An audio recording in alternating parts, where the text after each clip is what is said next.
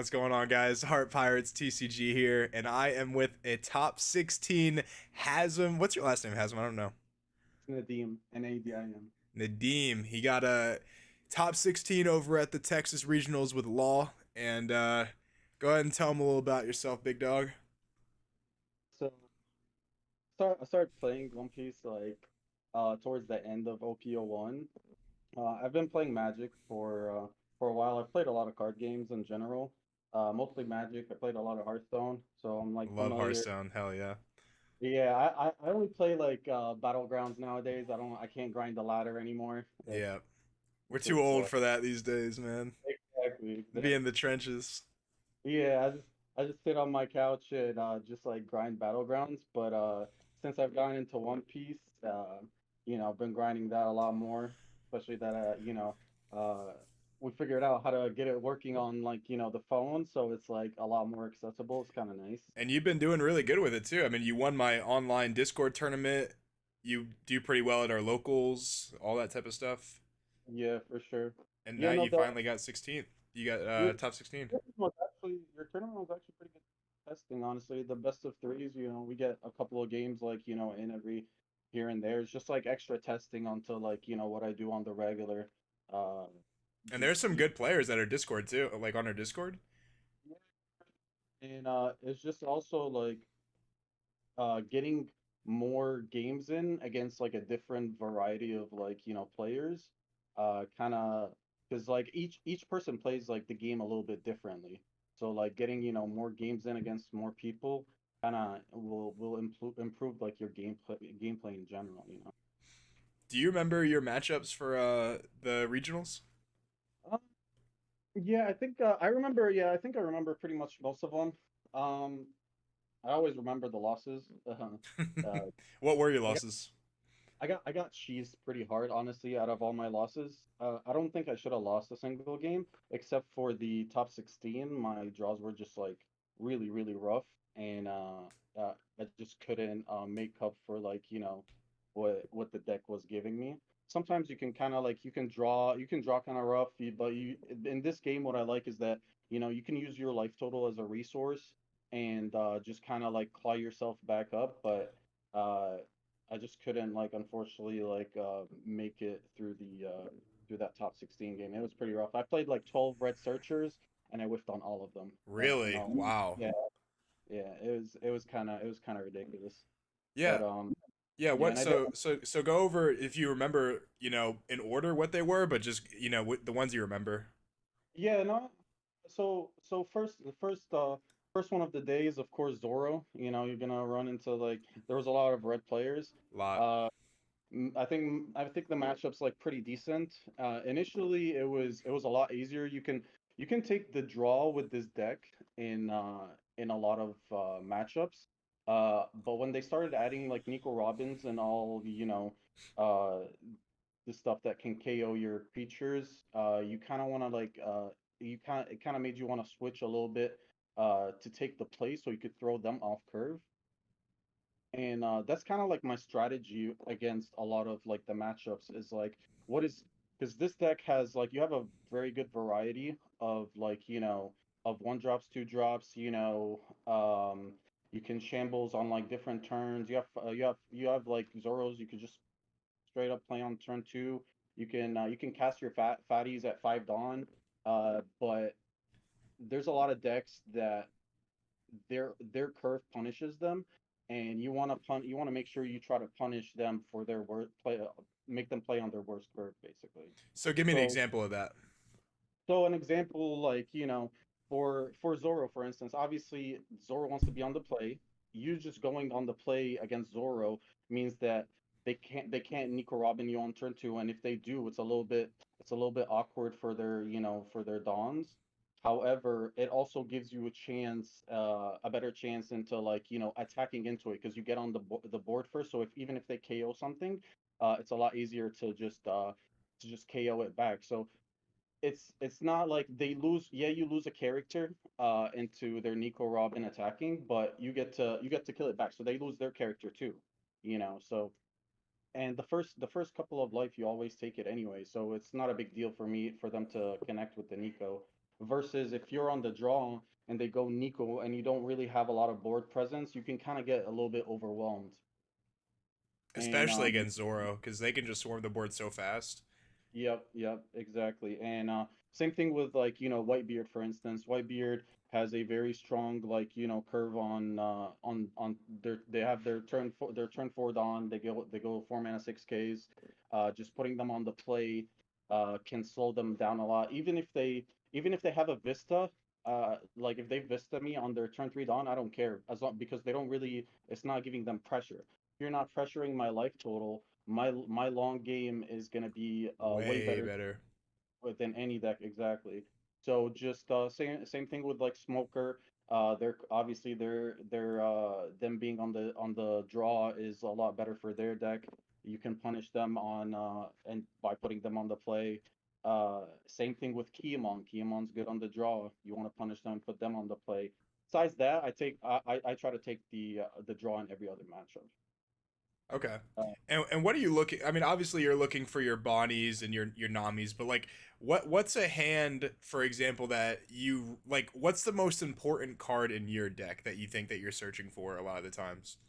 So Bonnie is definitely the most important card in the deck. However, there's a lot of hands that you can kind of keep just having a Dedan because Dedan can provide you with a lot of value in terms of like Dedan getting a Nami, the Nami can get you a Zoro, and you can use those resources by themselves to buy you a lot of time till you find that Bonnie Mm-hmm. and law as well in opening hand. So any opening hand, honestly, that includes like the Dans, Bonnies or Bonnie and a searcher, uh, is good enough. As long as like my hand isn't like flushed with like 5 drops.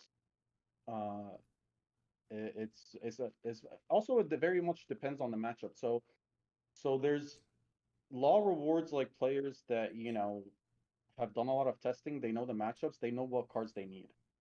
So based off of that, uh, let's say I'm playing against Strawbeard, for instance.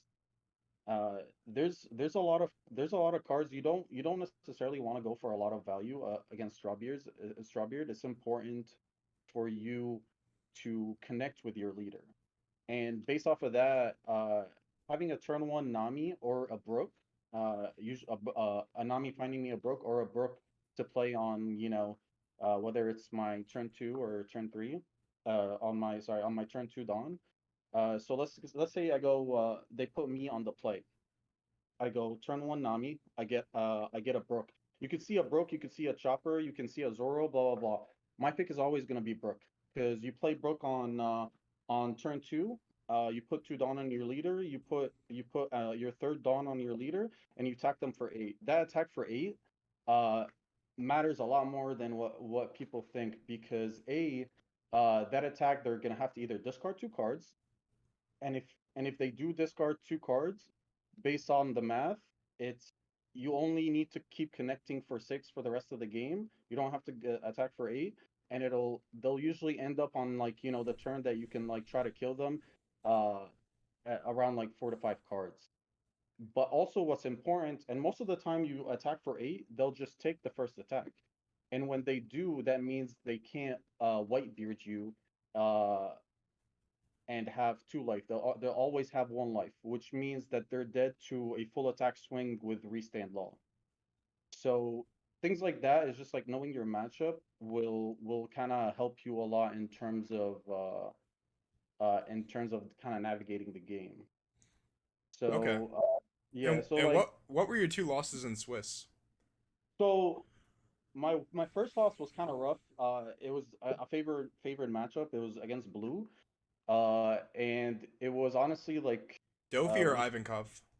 it was Dofi. Dofi. Uh, but so the issue was that we actually had a judge call that game, and it took up a lot of time, and I requested for a time extension, and the judge kind of like denied it and just gave me like an extra like minute or two. I told him 1 minute. Are you serious? He told me he's like I'll give you an extra one. It's just like whatever. It was Two still minutes. That's what you yeah, have. but the whole thing probably took like about 7 to 8 minutes, Yeah. and And those are and it two like kind of slow decks too. Like Law is exactly kind of slow and Dofi's like super slow. Yeah, so it's definitely a very like grindy matchup, and we ended up I was just like whatever at the time I didn't care. I was just like let me just focus on the game because it was still we still had like a decent amount of time, and it ended up mattering in the end because I found myself going into a position that my opponent I had control of the board, but my opponent was still at 3 life, and I had to just like ignore his board and try to attack his life so I don't end up losing to overtime, and it kind of just like ended up kind of getting really sloppy for me, and I wasn't able to kill him, and I tried to like crack at him with everything, and and then he just like swung back and killed me. But it was unfortunate because I had control of the game, and the time kind of really mattered. And my other loss was against Kiamon, which I feel like I'm kind of slightly favored in the matchup as well. I got cheesed out of the game in the last turn. I had a slight edge in the matchup or on board basically, and it was kind of during like the turn before like my final attack, and I attack him, and he flips a killer off the life, and I wasn't really playing around it, and And then you it couldn't shambles like it efficiently. yeah, I couldn't shambles, but I didn't care because I was playing around Paradise Waterfall anyways, and I told myself even if I can't shambles, I could still play a blocker, and I don't necessarily need to shambles. I could still kill him on the next turn, but I was planning on shamblesing, playing an X Drake. I also didn't want to play the blocker pre-attacking, so it doesn't get KO'd or it doesn't get rested, and then I would just die on the swing back. But the issue was that the killer added an extra body on board for him to swing with, and it mattered way too much, unfortunately, and it was like the pretty much the final turn, and Damn, so I feel like, that is cheese for real. Like the triggers, like that couldn't be more cheese as triggers. yeah, yeah, definitely. Matt also got cheesed pretty hard out of one game. He got red hawked off the last life with his double attack. Yeah, it was disgusting. I'm gonna do a video with Matt tomorrow about it too. But yeah, dude, I the Red Hawk is like the most devastating trigger because he's playing Kid, right? Yeah, you Yeah, can't play around it. it's impossible. It's Yeah, you impossible. can play around the jet pistols you could play around, and I was like, I played around it the whole entire tournament. Yeah, The Red Hawk's nasty. The Red Hawk. yeah. And a Yeah. lot of people aren't even were you actively because I think I made a video and I told people that a lot of people are starting to play Red Hawk more. Were you Yeah. playing around Red Hawk the tournament or no? Were you Oh, just like it didn't matter? I play around everything, Okay. even if it's not popular in the format. If I have the luxury to play around it, I'm gonna play around it. If I don't have the luxury and it's gonna like affect me too much, or if I can't play around it, then I obviously just won't ignore it. But I try to pretty much play around everything, Okay. and it's not too difficult. You just gotta You know gotta how be to like. cognizant of it too, you know? You're like, okay, you have two Don up for what reason? You know, is it a bluff? I mean, I don't know, but Right, right. And as long as it doesn't like, like if you have the luxury to play around it, if you can't play around it, don't force yourself to play around it to the point that you lose the game. That's like, that's one thing that, people tend to like not realize like, oh, I'm playing around whatever Punk Gibson, but you can't play around Punk Gibson. yeah. Just do what you gotta do. You know, play if it's gonna tap your blocker, tap your blocker. If you need a two turn clock somebody, you gotta just two-turn clock them. And I got a question for you, Hazem, is Hmm. um is when you're playing Law, Hmm. what are you thinking every turn? Like what so obviously the first two turns you're like playing like your small guys, whatever, searching, doing that. But after that, like what is the goal progressively from like turn 4 to end game like I'm gonna kill you? Where's your mind at? What are you searching for? What are you trying to do? When are you resting characters? When are you blocking? That type of thing. That's a lot of like questions to throw at you at once. But like where's your mind at? Because that's what So really determines who's a good law player and who isn't. for sure. I mean, so the thing is like you gotta kind of view it as a combo deck, but at the same, so you have a lot of like pieces that by themselves they do nothing really, and a lot of the cards are kind of ass, but together they kind of like formulate like something that's really really good. And so what you need to do is you need to make sure that you kind of if you need to find combo pieces, you know, take the damage, take the life. A lot of times I'll go to zero life. I don't care, as long as I have my combo pieces. But as long as I can like, I'm not playing against like a Luffy deck that's gonna put a Yeah, rest. a little cheese on there. Yeah. Yeah, exactly. As long as I'm not gonna get cheesed. You know, take the life, if you could, as long as you like, don't obviously take the life if you don't have any blockers, and you can't like, you can't continue to like, survive. But there's a position where you'll be able to just kind of go infinite through your deck and just like a have a blocker, multiple blockers every turn. You'll be able to draw cards every turn, and you just kind of got to get yourself to that position. It doesn't always work out that way, however, and the there's like the other side of law that is that you got to be kind of good at like combat. It's just like knowing when to attack with like certain creatures, when to not attack, when to prioritize, keeping the creatures that you have on board, and when to like realize like, okay, this creature means nothing, put some Dawn on it and swing. You can use it as a like pseudo blocker, if you need to like, maybe maybe me attacking with this guy will entice him to like attack into it and not attack my life, and I don't have to like, waste resources from my hand to block, a big attack. There's definitely a lot of lines of play, and I would say it really depends on the content of your hand, and that's what kind of makes like the mirror like a very very difficult game to play. So I played against like the number two seed in top 32, and who was on law, and it was the mirror, and we had open deck lists, and I look at his list. He doesn't play any jet pistols, so that tells me I feel like a obviously lot of people have been cutting that recently too. Jet pistol. this was the worst card in the deck, but when you need it, you need it. When it comes off trigger and people don't play around it, it feels so good. Oh yeah, oh yeah, oh yeah. Unfortunately, a lot of people will play around it nowadays, but it's more of that. It's a lot of times it's just like a dead card in my hand. I'll never cast it because I'd rather like draw two cards and put like a 2 mana 6K blocker into play. The jet pistol is there for like the greed matchup if they play Kid or Odin, you just kind of like Otama jet pistol that type of thing right there. For sure. I mean, and I did play against Kid in the final round of Swiss, and I had my opener was Otama Jet Pistol, and I believe there was like a curly It's a and a pretty good Bonnie hand. It's and a very Bonnie good.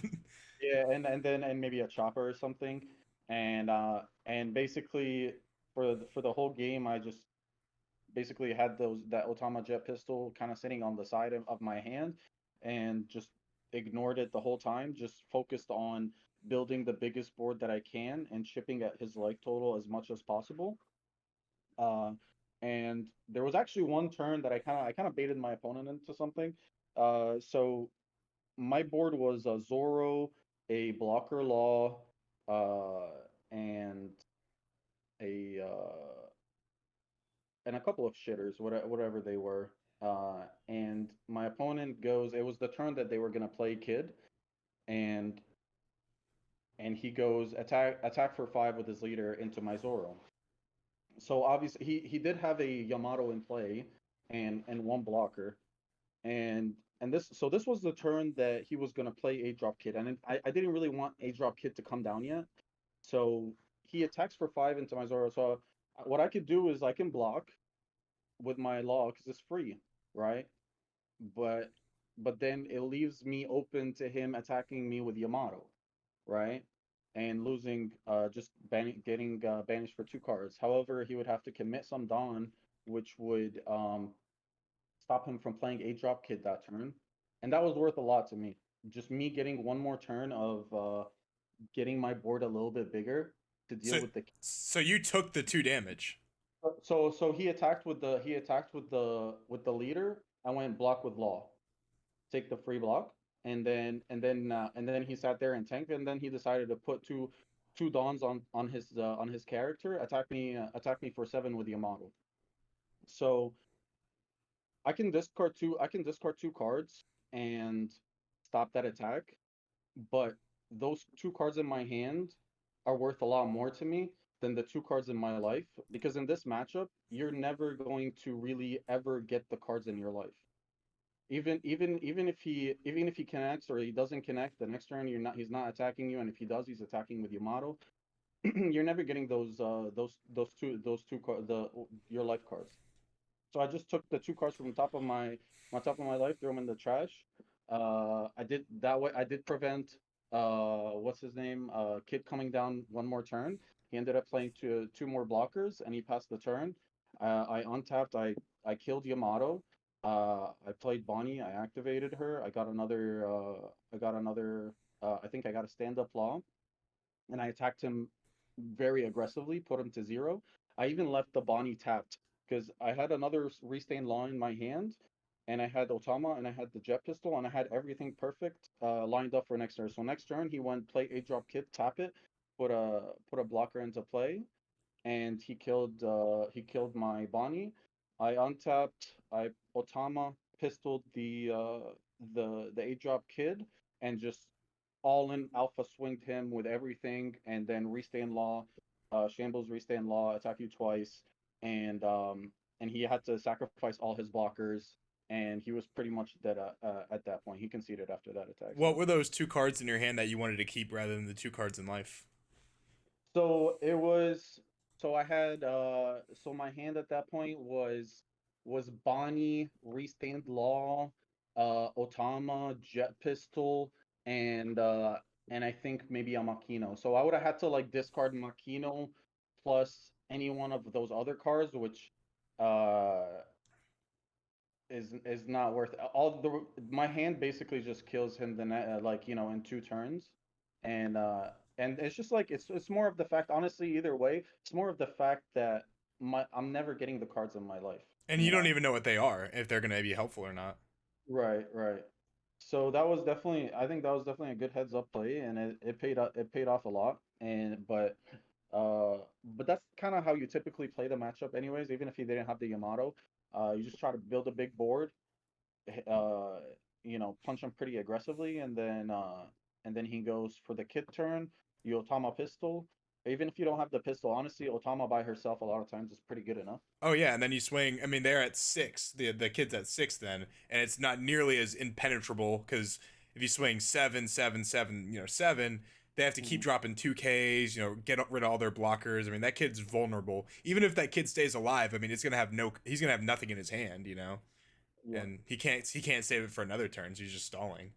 definitely. So like matchups like that, you're saying what cards are we looking for? So like so like Otama, for instance, that's definitely a card you're looking for in the matchup. The Dane can find Otama. So when you're like, playing cards like the Dane, you want to make sure that you get Otama early, and just even if you're just gonna hold her in your hand forever, those are some of the cards that are kind of important in those matchups. Jet Pistol not as important, but it's still good to have. Yeah. And then Hmm. let's go over your deck list real quick. You just sent it to me on Discord. Let me Yeah. pop it up real quick. I can't do it a little. All right, so you have the picture too? Just kind of go over and tell me your thoughts because you're playing a little bit of a different list than some people play. So Yeah. So let me. So yeah, I mean, let's go through it. If you do you want to go through the whole thing? you can talk about it. Yeah. So I mean, Nami, obviously, one drop searcher, card's amazing. Hits. So you can see how I have it like lined up. The Namis under them are the choppers. So Nami can grab a blocker for chopper. Bonnie can grab the blockers as in Capone. Obviously, you can also grab blocker law, which is like your best target. But so these searchers by themselves almost every searcher can get you a blocker. So this is what I was saying in terms of like, when you get into your late game, you can you can provide like infinite blockers because every searcher can get you a blocker. So it doesn't matter how many times, you're going through it. You can go through your whole deck and get a blocker pretty much or two every turn. Otama, best 2K in the game. Card's amazing. Combos obviously with Vista. Uh, does combos obviously with Jet Pistol as well. Uh, a lot of times that you just you just use her as like a way to like use less Dawn in attacking. So it because it's minus 2K, it's kind of valued as like two putting two Dawn on your character. And if you're using if they do decide to counter that attack, then it's another Dawn that you're basically putting on another character. So it's typically better to just put the Otama in play to guarantee killing something that's a character that's tapped versus committing Dawn, because if it doesn't die then you have to commit more Dawn, but Otama kind of guarantees you that uh the kill, because if you if you put two Dawn and tackle something, they might counter it. But if you Otama and put one Dawn or something and attack into it, now they know all the others all the other attackers are basically getting free Dawn, so they're likely to not counter it. Makino's okay. It's a great 2K counter. Uh, I don't use her too much in terms of like the offensive ability. Yeah, you can use it sometimes on Nami, but I would probably say about like 80% of the time she's just a 2K counter. But I mean, it's a good 2K counter because you grab her off the Dan. The Dan obviously can get you your Namis, your Choppers, your Otamas, your Makinos. Card's great overall. Uh, Brook. So you can go. I was playing three Brook for a while. I played four initially, and then I went to three because I wanted to make room for radical beams. But then I decided to go back up to four. Card just really good against like the Whitebeard. against yeah, Whitebeard in general.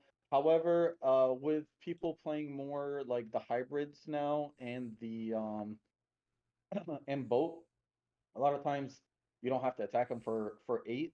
Attacking for six is just good enough because they'll always just take it. They just want to go down low. I will say against boat, you do have to be kind of careful. Um, so my strategy against boat is obviously I want to get them down low, but I want to also control the board. So it's very important that you control the board and don't let them go down to their one life with the boat active till till till like the board's somewhat in control. So don't always kind of go after life. Uh, so a lot of times, like there was one turn against one of my opponents where uh I could have put one more Dawn on. I used up all my mana for the turn. I could have put one Dawn on my leader and attacked him, and even though it would have taken out his one life, he definitely would take it. But it's not worth it for me to give him the bolt active next turn when I can just counter his attack for a 2K versus his boat being active, and now I have to ditch like two more cards, you know. Yeah. Uh, so that's definitely something to be kind of careful against. Jet Pistol, I hate the card, but sometimes you love it. It's fine. Yeah, honestly, like I didn't have the balls to not play the card, but I mean, some people do, and I think it's probably a correct choice. But You know what's I funny is Jet Pistol was like a card that in set one everyone was like that card could be banned. You know, it could be banned, and Mhm. now it's like law players are like I'm just cutting it entirely. I've seen so many lists where they're just cutting Jet Pistol. They're like Yeah. playing it at one, playing it at two. Back in the day, this was a four of. Now it's not so simple. You know, crazy how Definitely, that goes. it's definitely great in the red decks. But in law is just you just have you use your mana for so many things, a lot of activations, shambles. Some of your guys are considered shitters. You have to also use your Dawn to attack with some of them. So it's just the four mana is like It's a very big important. commitment. Yeah. Vista, great card. Not really too much to say. I guess good against like Zoro and Luffy. It's good. It's great in the mirror. It's very important in the mirror that you don't just like kind of play the Vista and throw her out there. Obviously, unless you really have to slow them down. It's typically better to just kind of play the Vista and shambles it in the same turn. And I do the same thing against Zoro as well. Unless if I have an extra copy, then I'll put the Vista in play and just like let it get eaten by another Vista. But against Zoro, I won't cast the Vista till like turn 4, where I could play the Vista, kill something, and put it back into my hand. And then the next turn I can play the Vista, kill something, put it back into my hand. And then now you have a removal spell every turn. Or Because the if Vi- I was gonna say, or the Vista, you can play it, shambles it for a law, and then play the Vista again, kill something else in times of need. For sure. Yeah, exactly. You can definitely do that in a time of need. You want to typically just try to keep her in your hand, unless you need to kill two things that turn, then definitely. Uh, but typically, because when you're playing against Zoro, they'll play like they'll attack you with like two creatures, whatever, three creatures, and then they'll have two creatures on tap or one creature untapped.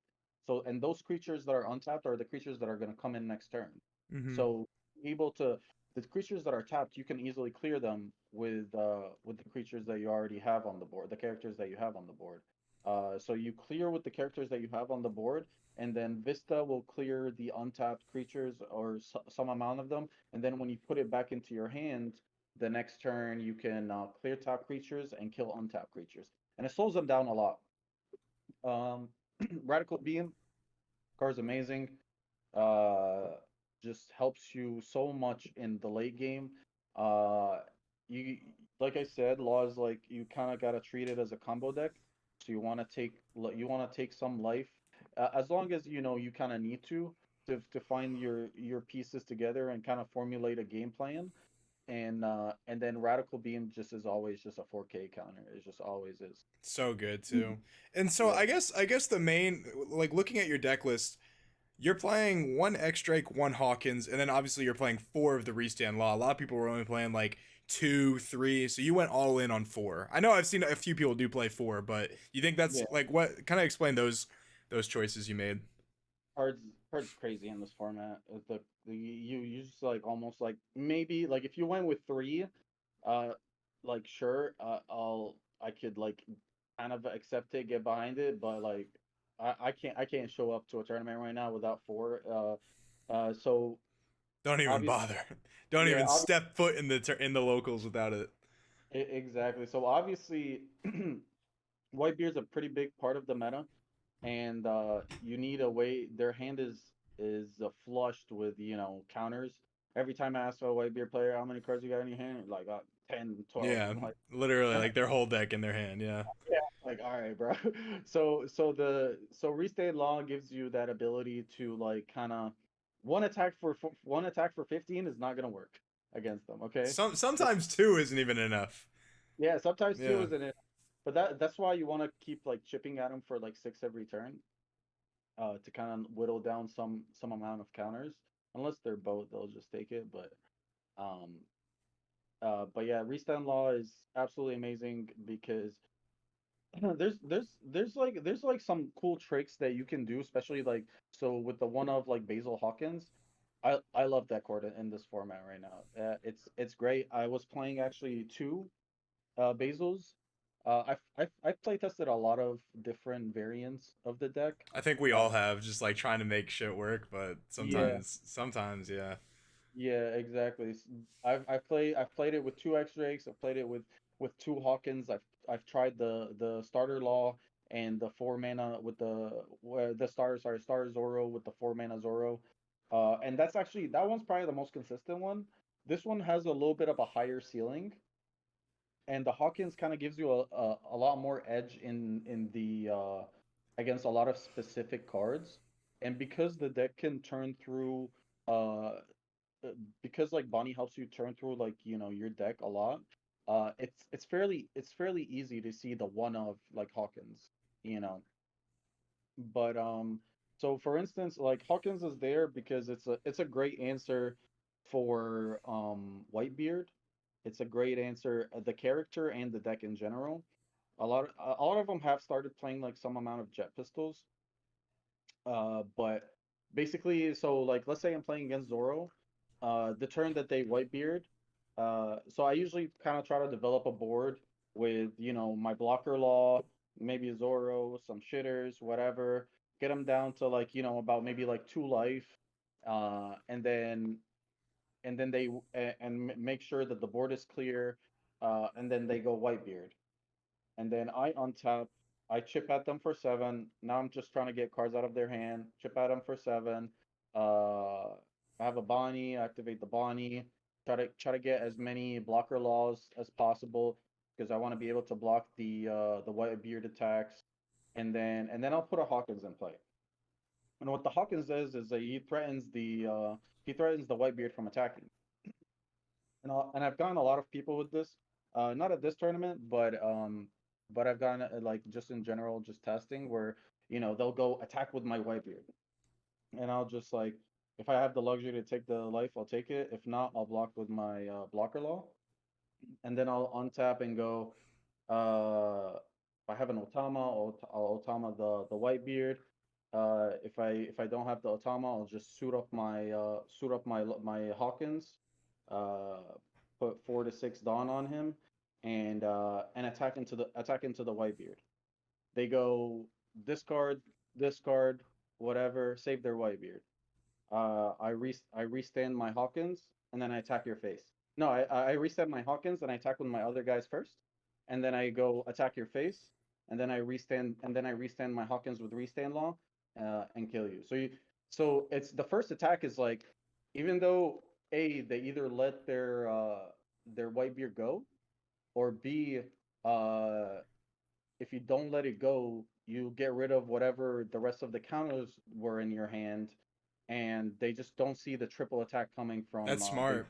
That's really Yeah, smart. Yeah, because they waste probably 4 cards trying to save that Newgate, or maybe 2, but they're radical beams or guard points, and then you attack them again for like 12, and then you chip at them for 6 a couple times, but then the 12 after, and it's like, yeah, damn, like I only have like 5 cards in my hand. I didn't expect you to the last, that's really good. I didn't think about that. yeah. So I did it yesterday in your tournament actually. Did Uh, you? That's funny. yeah. So there was, but it wasn't against Whitebeard. He had an ace in play, and I went 2 Dawn. I went 3 Dawn onto my Hawkins, attack your ace, and he went 2K 1K. I went restand it, and then I went face, and then and switched the corner instead, with to the face, and they don't realize it because they think, oh, he's trying to kill my guy. A lot of times people just don't see the restand law coming, or they I they feel like I realize. always see it coming, It's like it's literally like the only plan the deck has now, Like how Yeah, do you but they not? don't see it when you get a free attack on your guy. Yeah. But that's the thing. Let's say you did see it coming. If you did see it coming, then you let your Whitebeard die, and then and in that exchange, I'm already up anyways. You decided to Yeah. keep counters in your hand. I got to kill the Whitebeard, and I'm gonna attack you. And if I want to restand him and attack you, or do another play a blocker, or play for another turn, play a blocker law. So that happens a lot. People will let their guy die in fear of, like, you restanding and going face, and then restanding it again. But then you end up winning the exchange. And so I played my round 3 opponent was a Whitebeard, and I had locked Hawkins in opener, and he put me on the play. Went turn 1 Nami, got a Brook, turn 2 Brook, attack you for 8, and then he did whatever on his turn. He played a 4 mana 6K, and then I untapped and played Hawkins for 5, and the Hawkins just literally took over the whole game. Wow. Yeah, just sat there the whole time. Even when he played the Marco, I just that's also another thing. It just attacks through Marco like it's nothing. I just put all my Dawn on my uh on my Hawkins, and then I attack them, right? So they can't block with Marco because it just gets restood. So they go discard my whole hand, and then I go restand it with restand law. Okay, now attack you for 14 for 14 again. They're like block with Marco. I'm like, okay, now restand ability. Attack you for 14 again. So good, bro. That's it's so good. uh however, my only issue is that I have it split with an X Drake because it doesn't have counters, and I don't wanna. There are times where you can't necessarily put it into play, uh, at like at a good time. You want to just sometimes you just want to chain blocker law, uh, because you just generate so much value and just better better impact on the board and your hand. Uh, so I only have it at one, but with the one, it's still fine because you can see it a good amount of times. For X Drake, how many times did you go Vista, Shambles, X Drake, and just like knock out their whole board and like wipe it in one turn? How many times did you do that? I didn't do too much. There was so X Drake. I like X Drake as a one off because against the blue decks he's absolutely amazing. Yeah. Uh, because the blue decks what they'll do is just they'll attack you with their leader, activate the ability, put a guy into play, and play a guy from their hand, uh, or whatever. So you usually can like attack into the one tapped creature, to kill it, and then the next turn they attack you with their untapped creature, and they'll put another tapped creature. So when they do that, you can still keep up with the board, but what the X-ray does is that when you can kill one of the creatures and they let it go and you play the X-ray, you end up ahead on board, by an extra body, and it kind of pushes that tempo into you, kind of just like you just kind of keep up that pace where like you just keep up that one extra guy, and then you can kind of start chipping at life. And Uh, because once blue gets behind, it's like they can't really do like they're kind of just behind for the rest of the game, aren't they? Yeah, yeah. I mean, it's harder. It's definitely Dofi at least, you know, Dofi. yeah, definitely harder for them to like come back for sure. Just because they don't necessarily generate a lot of card advantage per se. They do generate like extra bodies off the leader ability, which is inherently somewhat card advantage, but um it's nothing like too crazy that can be handled. But with X Drake, for instance, what I try to do is I'll try to against the Dofi matchup, I'll just keep shamblesing him back and forth with a Zoro. So I'll basically have a Zoro in play. I'll attack their tap creature, whether they defend it or not, and then I'll shambles the Zoro for an X Drake. X Drake comes down, eats your guy, and then the next turn they put a tap guy into play. I'll attack it with the X Drake, and then shambles the Zoro into play, and then attack. Uh, so it's just like it's two cards together, just keep just like Blue players must hate their lives anytime they go against red or green, bro. They're like, you know that meme with Giannis. You watch basketball NBA? a little bit, not too much. Yeah, the meme of Giannis where he's like, you ask this every single time, and he's like, not again. You know what I'm saying? Like, oh, it's so funny, man. It's probably an obscure reference for a One Piece channel, but no, dude. Like, do you? So, would you play any? Would you build your deck any different? So the thing is about the deck is that there's very little flex spots in the deck. Obviously, like your the X Drake, the Hawkins, the amount of Brooks that you're playing, those are kind of your flex slots, and the Jet Pistols as well. Um, I think people weren't running Radical Beams. I like Radical it too. I like I it. think right now at this point, I don't think anybody will not run radical beams, unless you're like the shitter version of Law, which is the what's it called, Dagura, with the starter deck Nami. Yeah. Uh, but I like it. I honestly like it like this. I did want to have a little bit of game. X Drake's also amazing against Atmos. That tempo play matters a lot. Him being a 6K to attack into leader for free, matters a lot. Also, just like these 6Ks are just so good to of dodging jet pistol because it just requires one Dawn commitment. So I kind of I like that, but I probably wouldn't change anything for this tournament for the tournament that I just played. However, uh, it does depend on what the meta looks like. So you can always just change those those flex slots into what you think might be best going into, the next tournament, whether it's Ohio or whichever one you're going to if you're playing online. You looking at set three yet? OPO three? Yeah, I started messing around with it today. I've played against a lot. Sometimes like, when you play on sim, you just like play against whatever, you don't care. Uh Only the last month I was like kind of like just only play testing against OPO2. What are you But gonna play next set? You know? man, the next set, the law does get kind of like tougher next set because like there's a lot more hate. Fire Fist is crazy, crazy card. Freaking the 5-drop Marco's I was gonna disgusting. say Marco would hurt that deck so much, man.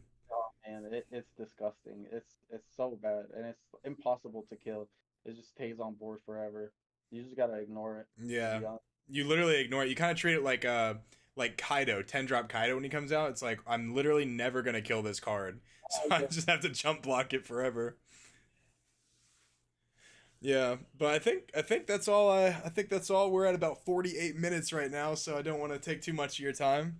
I Yeah, appreciate you. Huh? yeah, no problem. Yeah, you got any final words you want to say to the subscribers? Uh, Final words. Don't play this deck.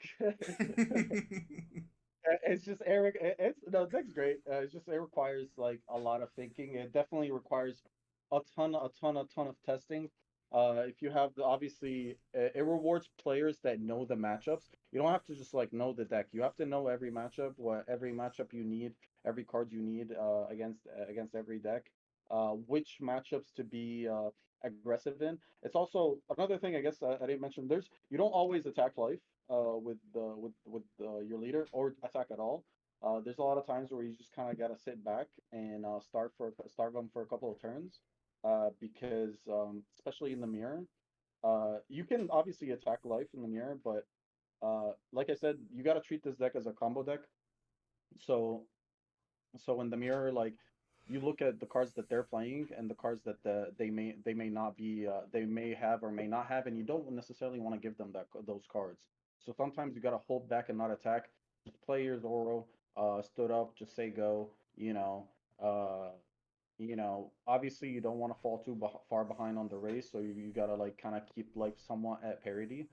uh, and it's just gotta know, just gotta play test against all the decks, kind of gotta know all the matchups, and but yeah, deck's great though. Yeah, I think it's the hardest deck to play right now, without a doubt. Hmm. And my brother, I think he played against him a couple times. My brother Zach, he Okay. swears that law is like all you do is the same thing over and over again. I'm like, it's so different. Every No. single turn affects the next 5 turns after that. And if you like have a bunch of blockers and no kill pressure, then the deck falls apart. But if you have too much kill pressure, no blockers, then the deck falls apart. There's a lot of knowledge you have to play that deck very, very well. And I've never played like a meta law build, so I don't know for sure. But Yeah. I have played in a couple tournaments with law and did like top eight, something like that, top four, something like that. But never like went full because I don't know the matchups with law like that. I've never played it extensively like you have. I mean, you've been playing that deck for a long, long, long time since it came Yeah. out, right? Like OPO one since you started. Yeah, pretty much. I saw that in OPO one, and I was like, this is my deck. I was like, Yeah, this is my style, yeah. and I like just didn't drop it since. See, I was always more of a like control player, like so I played kid and like I try to make Blurple Croc work. I kind of made it work. I did well at some tournaments, but it just it That's would. the first time I saw you. You were on Blurple Croc, and I was like, what is going on here? What's funny is like I was actually putting in work with that too. I was beating kids, like I was beating Zoros, and eventually it's just like okay, this deck's just too inconsistent to win, bro. It's just too inconsistent. Yeah, Yeah. Yeah. But all right, bro. Appreciate your time, big dog. I'll see Sure. you on the next one. I round 3, I think, of the tournament's coming up next or tomorrow. So be sure to stay tuned for that one. Sounds good. All right, bro. Have a good night.